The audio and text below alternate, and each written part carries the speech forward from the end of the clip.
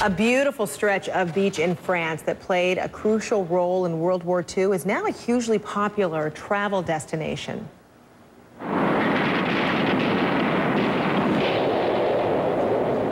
If you were paying attention in history class, you know that more than 3 million Allied forces, including American troops, stormed the beaches of Normandy, France in June of 1944. D-Day was the largest seaborne military invasion in history.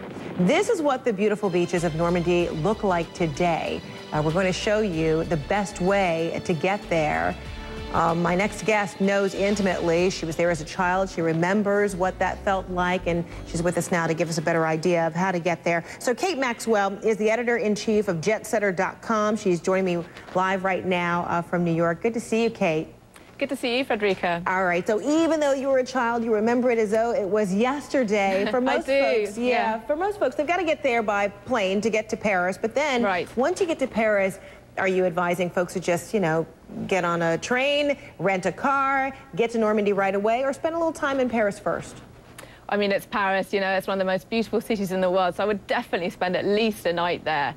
There's a great new hotel called the Hotel St. James. We have it on jetsetter.com. It starts at $470 a night, and it's a mini chateau, believe it or not too far from the center, so I would definitely spend a night there. And then after that, you have a couple of options. You could either rent a car in Paris and drive to Normandy. It'll take you about 3.5 hours. Or perhaps an easier option is to take the train from Paris Saint-Lazare station to Caen, and then hire a car from there. A car will cost you between $30 and $50 a day, and be prepared to use a stick shift because automatic cars are pretty hard to come by in France. That's right. And they're a bit more expensive as well. And maybe the latter might be the safest because, you know, driving in Paris, woo, you got to be very courageous. Absolutely, and traffic as well. That's right. Okay, so now you get to Normandy, and then what do? How do you make a decision about where to stay? Well, I would recommend staying in Bayeux. It's a really quaint, historic town, only about a 15-minute drive from the Normandy beaches. There are a couple of really good hotel options there. One is Villa Lara, which opened relatively recently, only a couple of months ago. It's a 28-room boutique hotel, and rooms cost from $280 a night. Alternatively, another chateau, Chateau de Sully, which is a few minutes outside Bayeux. Rooms there are $216 a night. It has a great restaurant, it has a swimming pool. It's a lovely, lovely historic place to stay. Wow, and so, you know, these boutique hotels, that's kind of a larger scale when you look at those pictures. Boutique, not by standards of just, you know, 10 to 15 rooms, but just a little bit bigger than that.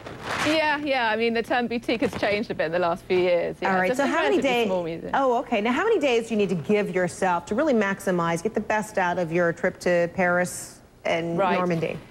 So the coastline, the D-Day landing sites, it covers about 60 miles. It'll take you about 8 or 9 hours altogether to cover them. So I would definitely recommend putting aside 2 days to do it justice. And then do you take a tour, or do you kind of go it alone once you're in Normandy? I mean, it's really up to you, but I think you'll probably get more out of it if you do a tour. You can either go with a group. Overlord Tours is a really good option. They have a maximum of 8 people per group. Or if you want a private tour, Normandy Battle Tours is a really good option. Alternatively, if you want to do a complete customized tour, go to jetsetter.com/advice. Our personal travel planning service will be able to arrange your complete tour to Paris and Normandy, and you'll really be able to do exactly what you want and see the battlefields that you want to see in the time that you want. Wow, beautiful, beautiful images. It really does look like a recommended travel for everyone, whether you have, you know, a family connection to a Normandy or otherwise.